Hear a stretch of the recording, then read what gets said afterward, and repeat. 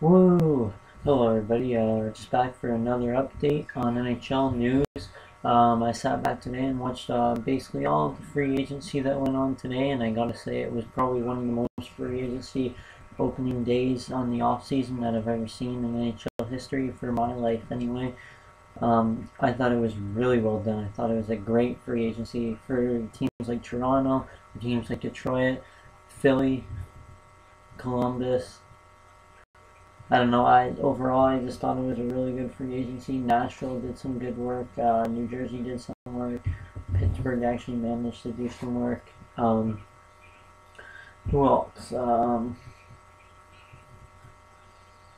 Well, I don't know. I'll probably remember it more just going through the players, but yeah, it was really well done.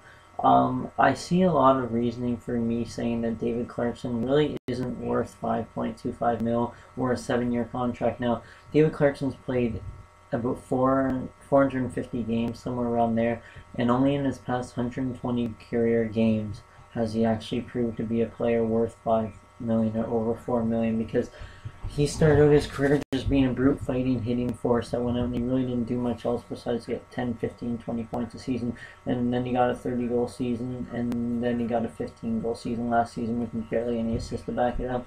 And on New Jersey with Patrick Elias and Langenbrunner and Zach Parise and Andy Green all there from some of his career there. I think that's kind of weird that he only got that many points, and people speculate him as such a great player and how he was rated TSN's top free agent on the market with guys like Stephen Weiss and Mike Ribeiro and um,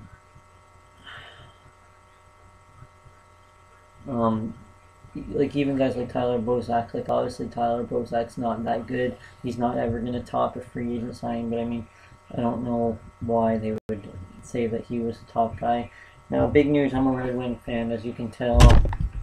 You got all my Red posters there, and I got all my hats and whatever. And Danny Alfredsson leaves the Ottawa Senators. He tells Brian Murray yesterday that he's going to leave to come to Detroit or Boston, and he decided last night and this morning that he was coming to Detroit, and that's great news. Now, there's people out there and there's TSN saying that it's a bad move, and there might be some people that don't understand, that think it's a bad move, and they get it in their head because Alfredsson's not going to fit on Detroit. No, they say it's a bad move because Alfredsson spent 17 seasons and 18 years with Ottawa, and he was supposed to be one of those players that spent his whole career with one team, like Lidstrom or like probably Datsuk or Zetterberg or whatever. And he went like and did what Leafs Iginla did and skipped out on that. But it's free agency. Ray Ferraro said it best. Free agency is a selfish day. It's where you think you're going to be best fit and where you think it's going to be best for you. And he thought it was best that he leaves. And you know what? Maybe he could have stayed in Ottawa, but he wants to win a cup and he thinks he can do it at Detroit. And you know what? With getting Stephen Weiss and having the rookies that Detroit has, hopefully they can re-sign Damian Brunner. He wants 2.5 a year. If they can re-sign Damian Brunner and Darren Helm can come back healthy, and Jimmy Howard can stay healthy, and Zetterberg and Datsuk can stay healthy, and Alfredsson can come and score 20 goals, which I think he can, and get near 50 points. I think it'll be a completely successful season, and they'll take probably second in their conference. And I think second because I think Toronto's going to be really tough. I think Toronto's going to be really good. They got a really good goalie tandem with Bernier now. I think between Dave Nonis and Brian Burke, they built up a consistent playoff team. They got Kessel and Lupul, and I think Bozak's going to stay in between them. And I think Van Riemsdyk is going to be on the second line, maybe with Boland, maybe with Kadri.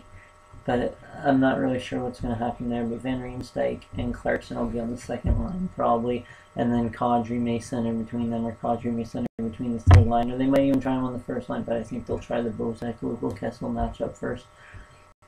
And they also got O'Byrne, and they're going to stick with basically the same defensive core. But I think they did some solid work, and getting Bozak signed for 5 years and not giving him $5 million a year was good, because he doesn't deserve. I don't think he even deserves 4, but I even give him what you give him. And David Clarkson got 5.25. Boston, Jarome Iginla actually went to Boston. They cleared up one of their 2 winger needs, so now they just gotta look for one more winger, which they could probably do. But Boston has to sign Tuukka Rask, and they're gonna have to sign Patrice Bergeron, and that's not gonna be easy. And that's exactly why Nathan Horton went to Columbus. and that's exactly why Tyler Seguin and Peverley got traded to Dallas. And I mean, Peverley's not that big of an asset, but he added to the depth of that team with Lucic and whatnot, and that's who I consider David Clarkson to be like. Is in the past 2 seasons anyway, I kind of say that he's kind of like a Lucic, but I think that Boston's going to be in a rough spot a little bit, just like I think Ottawa's going to be in a rough spot, because even though they have all the assets they have still with Krejci and Lucic and Chara and Tuukka Rask, if they can get them signed, I assume they will, and I guess they have a year with them on anyway unless someone gives an offer sheet, but I just feel that they're going to have a tough time because of the loss of a little bit of their depth. Same with Chicago, they lose Roosevelt and they lose Boland, and I mean, they still have a great team, don't get me wrong, they're going to contend in the playoffs, but I just think they're going to have a tougher time, even if it is top 4 for each conference that goes to the playoffs. But then after that, I'd say Columbus was kind of iffy. Kekalainen, I think that's the general manager's name.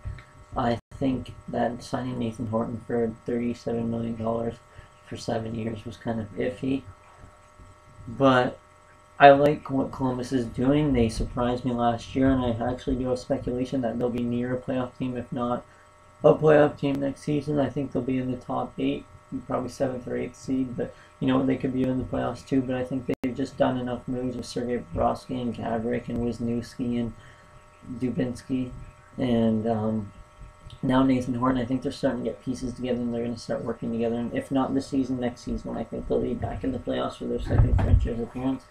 Tampa Bay signing Valtteri Filippo, I thought that was way overpaid. I'm a Detroit fan, and I don't think Valtteri Filippo was that good. 2 seasons ago, he had 60 points, and that was a career best for him.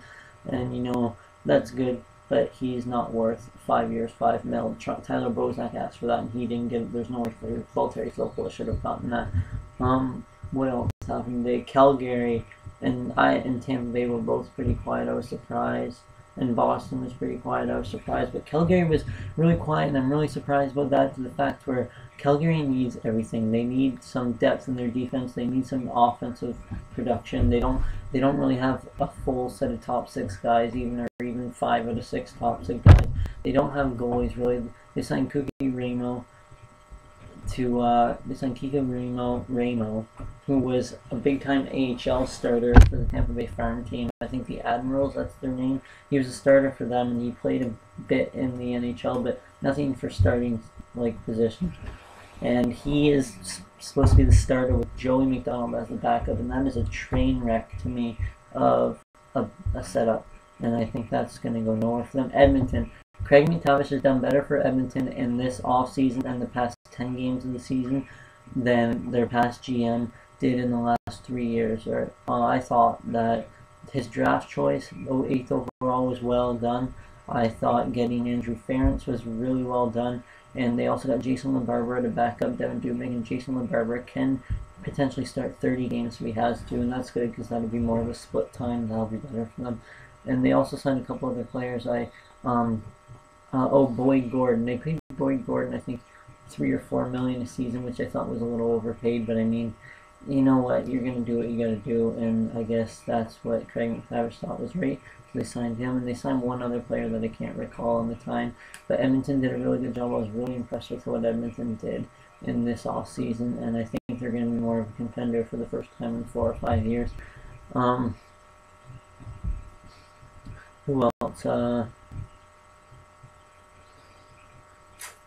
Minnesota did work on Nashville. I don't really know all the players they signed, or really any of the players they signed, but with Seth Jones, Ryan Ellis, and Shea Weber on defense, they got a top 3 NHL goaltender, and they signed a few players to add depth. They signed Matt Cullen from Minnesota. And Matt Cullen in Minnesota, he doesn't have a lot to work with, and he would have been the top point getter if he was on Nashville with the amount of points he had last year. So Matt Cullen's a good pickup for them. Nashville didn't do much. They just spent some money on some players that they had to get. But either way, that's basically all the review I have from the 2013 free agency frenzy. I think the losers of today were Boston and Calgary, and I think the winners of today were Toronto and Detroit, and probably Nashville as a third. I thought that Toronto did a good job within their cap, getting David Clarkson and Bozak signed and getting rid of Grabowski and MacArthur. Ottawa did good with that, and I thought Detroit did really well getting in their cap to sign a top six second line center.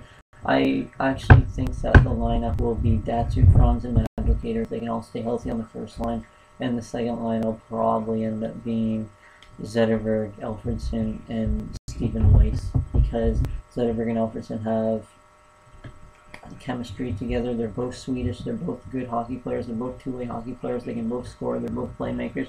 Stephen Weiss is a good playmaker, but he can take it into his own hands. All three of those players are great players. Stephen Weiss is top six. Zetterberg is probably top three, and Alfredsson was top three, but now he's probably top six.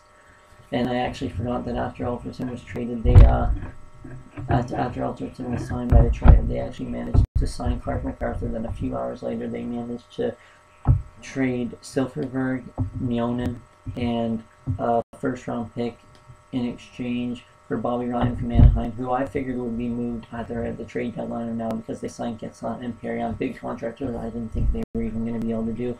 So credit to Anaheim for getting some rookies, and credit to Ottawa for making up for losing Alfredsson. I do think Bobby Ryan is better than Alfredsson. I think he's a better producer, but Detroit completely took the heart out of Ottawa going into that division, and Detroit completely took a good two-way forward, and you know what, there's no better fit for Alfredsson outside of Ottawa now, because he has 17 years of experience in the NHL. He's a good player. He can still score 20 goals and get near 50 points, give or take a few, and he's a good two-way player that'll be a plus-minus player above this year, and I just think I'm really pumped for the season, and that's my update.